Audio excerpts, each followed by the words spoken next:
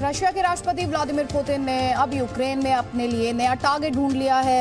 उनका दावा है कि यूक्रेन की सेना के कंधे पर रखकर अमेरिका और यूरोप के देश अपनी बंदूकें चला रहे हैं। प्रेसिडेंट पुतिन ने इसे रशिया के खिलाफ अमेरिका और नेटो का प्रॉक्सी वॉर बताया है और इसीलिए अब रशिया की सेना यूक्रेन के उन ठिकानों को निशाना बना रही है, टारगेट कर रही है जहां अमेरिका और दूसरे देशों से आए हथियार रखे गए हैं।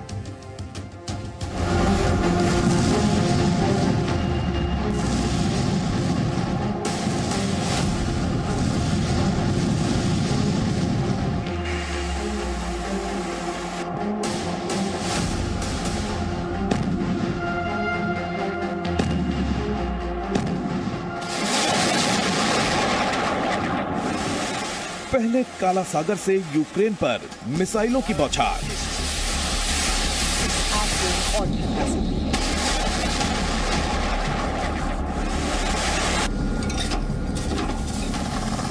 फिर हेलीकॉप्टरों से बम और रॉकेट का हमला,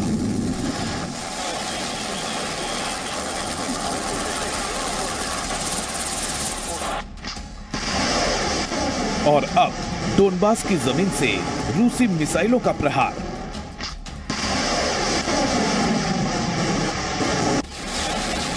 समंदर, आसमान और धरती तीनों तरफ से दागी जा रही रूस की मिसाइलों का टारगेट एक ही है।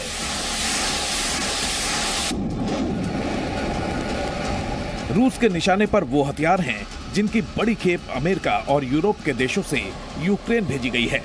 पुतिन का आदेश है कि यूक्रेन को जितने भी विदेशी हथियार मिले हैं उन सबको तबाह कर दिया जाए। इसलिए रूस ने सबसे ताजा हमला यूक्रेन के ओदेसा शहर पर किया। ये रूस की ओनिक्स मिसाइल थी जिसे यूक्रेन की जमीन से ही फायर किया गया।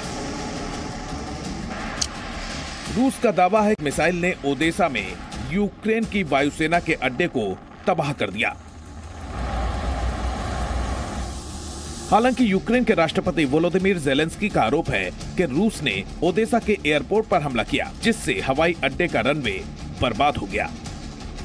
Дніпропетровщині, по Одесі знову і знову російські війська доводять, що одесити такі ж вороги для Росії, як і всі інші українці. Знищено злітну смугу Одеського аеропорту.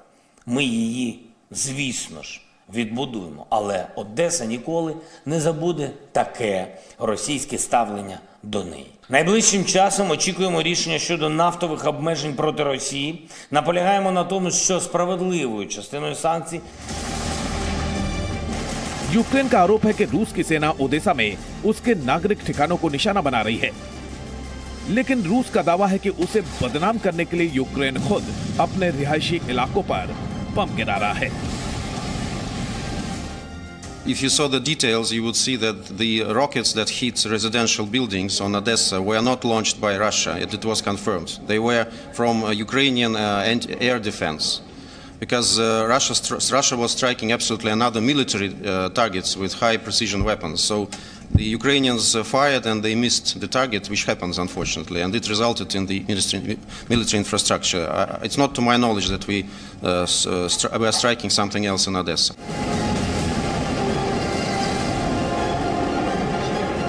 यूक्रेन में विदेशी हथियारों को तबाह करने के लिए रूस ने खार्किव में भी मिसाइलें दागी।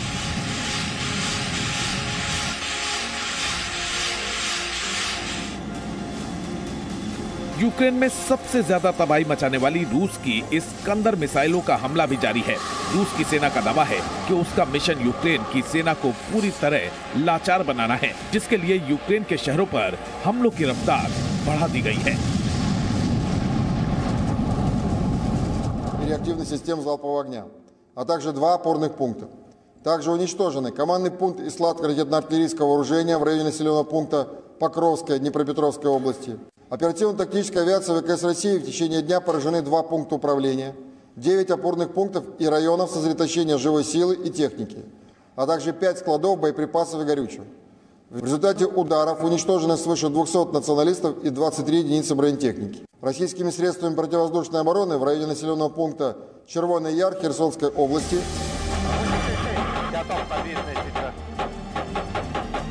रूस की सेना इन दिनों खार्किव के अलावा मरियोपोल और ओदेसा के बीच खेरसौन इलाके में ही सबसे ज्यादा हमले कर रही है। जाहिर है कि अमेरिका और दूसरे देशों से मिले हथियार भी इन्हीं इलाकों में हैं। जब तक ये हथियार खत्म नहीं होंगे तब तक यूक्रेन को हरा पाना मुश्किल है। इसलिए पुतिन उन हथियारों को खत्म करना चाहते हैं, जबकि अमेरिका और यूरोप के देश ठान चुके हैं कि वो यूक्रेन को हथियारों की कमी नहीं होने देंगे। ब्यूरो रिपोर्ट, जी मीडिया। यूक्रेन पर रशिया का जब हमला हुआ तब यूक्रेन खुद ये मान रहा था कि वो 4 दिन में जंग हार सकता है, लेकिन आज सोचिए 68वां दिन और यूक्रेन लड़ रहा है। और वजह, उसके पास अमेरिका और यूरोप से मिले हथियारों की ताकत है। अब तक 40 देशों ने यूक्रेन को लगभग $800 करोड़ यानी 60,000 करोड़ रुपए से अधिक के हथियार भेजे हैं। इनमें ज्यादातर डिफेंस यानी रक्षा के काम आने वाले हथियार हैं, जिनमें एंटी शिप और एंटी एयरक्राफ्ट मिसाइलें हैं। टैंक को नष्ट करने वाले बॉम्ब भी यूक्रेन को दूसरे देशों ने दिए हैं। इसके अलावा राइफल और छोटे हथियारों, साथ ही गोला बारूद की बड़ी खेप भी यूक्रेन को मिल चुकी है। रशिया का मुकाबला करने के लिए टर्की के ड्रोन भी काफी कारगर साबित हुए हैं, जबकि कुछ दिन पहले अमेरिका ने फेनिक्स ड्रोन और होवित्जर तोप भी यूक्रेन को दी। और अब ब्रिटेन के विदेश मंत्री ने यूक्रेन को टैंक और लड़ाकू विमान देने का दबाव भी नेटो पर बनाना शुरू कर दिया है। लेकिन अमेरिका समेत कोई देश अभी इसके लिए तैयार नहीं है, क्योंकि सबको ये डर है कि भारी हथियारों की सप्लाई से रूस का गुस्सा भड़क सकता है और ये भी हो सकता है कि इससे तीसरे विश्व युद्ध यानी थर्ड वर्ल्ड वॉर का खतरा पैदा हो जाए। Presenting B News app available on Google Play and App Store. Download it now.